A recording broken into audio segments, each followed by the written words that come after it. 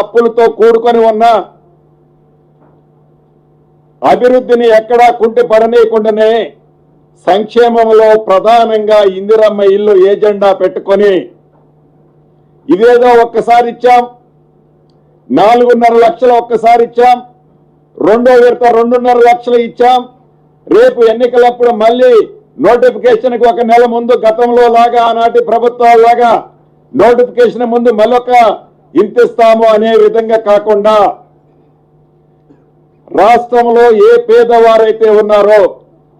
రాష్ట్రంలో ఏ పేదవారైతే కొన్ని దశాబ్దాలుగా ఇల్లు కోసం ఎదురు చూస్తున్నారో, రాష్ట్రంలో ఏ పేదవాళ్ళైతే పూరు గుడిసెల్లో నివసిస్తున్నారో అటువంటి పేదవాళ్ళకి చివరి వ్యక్తి వరకు, చివరి కుటుంబం వరకు ఇల్లు ఇవ్వాలనే లక్ష్యమే ఈ ఇందిరమ్మ ప్రభుత్వం యొక్క లక్ష్యం.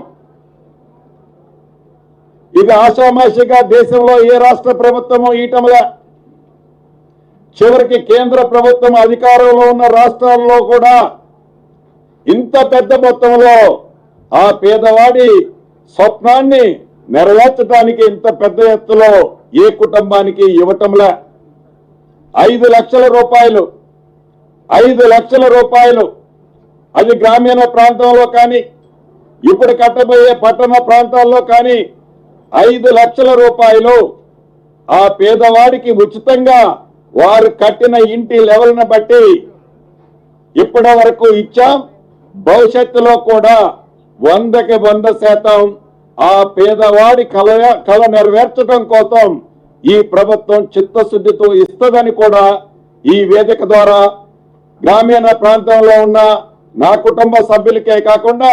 పట్టణ